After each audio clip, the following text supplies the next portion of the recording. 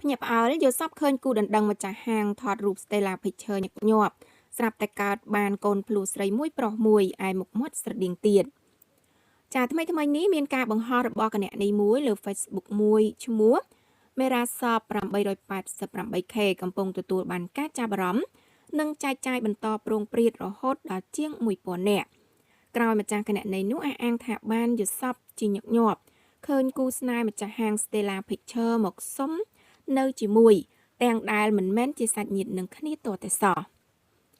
ចាខ្លឹមសាររបស់គណនីរូបនេះចាបានរៀបរាប់ថាខ្ញុំមិនមែនជាសាច់ញាតិឬបងប្អូនពួកគាត់អីទេតែហេតុអីខ្ញុំចាសបិនឃើញគាត់ញឹកញាប់ចាមុនខ្ញុំទម្ងន់កូនភ្លោះខ្ញុំបានចាសបិនឃើញពួកគាត់ចាតែយប់មិញក៏ឃើញពួកគាត់ទៀតប្អូនឲ្យបងសុបិនឃើញប្អូនបងបានដាក់បាត់លោកចាឧទ្ទិសកុសលជូនប្អូនរួចហើយពួកគាត់មកសុំនៅជាមួយប្រុសមួយស្រីមួយមុខដូចទៀតបងប្អូនចាការបង្ហោះរបស់ម្ចាស់គណនីនេះដែរទទួលបានការបញ្ចេញមតិនិងចែកចាយពីមហាជន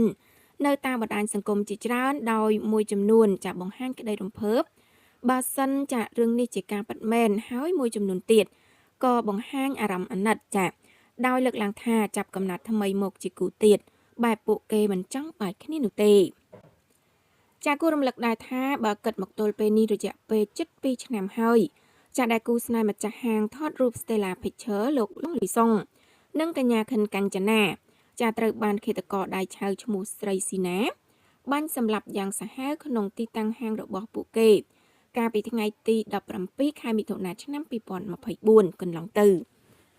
ចាក្រៅពីជនរងគ្រោះជាម្ចាស់ហាងថតរូបខាងលើក៏មានជនរងគ្រោះពីររូបផ្សេងទៀតផងដែរចាដែលបានរងរបួសធ្ងន់ស្រាលក្នុងហេតុការណ៍បាញ់ប្រហារនេះ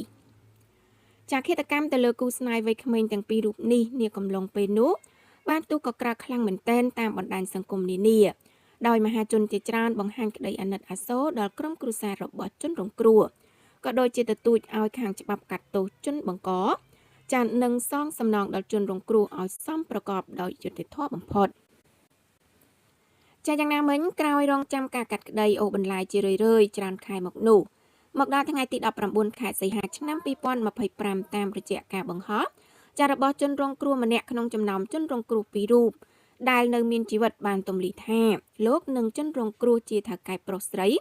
ដែលបានចែកឋានទៅនោះគឺទទួលបានយុត្តិធម៌ហើយ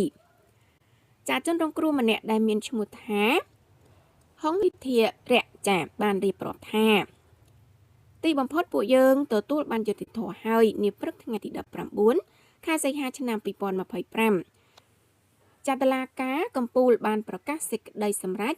យកការសម្រេចរបស់សាលាឧទ្ធរទុកជាបានការដដែលចាយុត្តិធម៌នៅតែមានសម្រាប់ប្រជាពលរដ្ឋស្លូតត្រង់ដូចយើងខ្ញុំបាទសូមអរគុណទៅដល់សម្ដេចពុកហ៊ុនសែននិងសម្ដេចបវរធិបតីហ៊ុនម៉ាណែតចាដែលលោកតែងតែយកចិត្តទុកដាក់នៅក្នុងរឿងក្តីរបស់យើងខ្ញុំតាំងពីកើតរឿងដំបូងរហូតទទួលបានយុត្តិធម៌នៅពេលនេះខ្ញុំបាទជាប្រជាជនស្លូតត្រង់ម្នាក់ក៏សូមជូនពរឲ្យសម្ដេចទាំងទ្វេមានសុខភាពល្អនិងបន្តដឹកនាំកូនចៅនិងប្រទេសកម្ពុជាតរៀងទៅចាឲ្យឆ្លៀតក្នុងឱកាសពេលនេះក៏សូមអរគុណទៅដល់ឯកឧត្តមកាត់រិទ្ធប្រធានក្រសួងយុតិធធឯកឧត្តម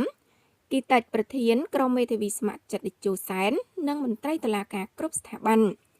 សូមឲ្យលោកទាំងពីរជោគជ័យគ្រប់ភារកិច្ចហើយក៏សូមអរគុណដល់ប្រជាពលរដ្ឋទាំងអស់ដែលបានជួយឈឺឆ្អាលយកអាសាជាមួយនឹងរឿងក្តីរបស់ខ្ញុំតាំងពី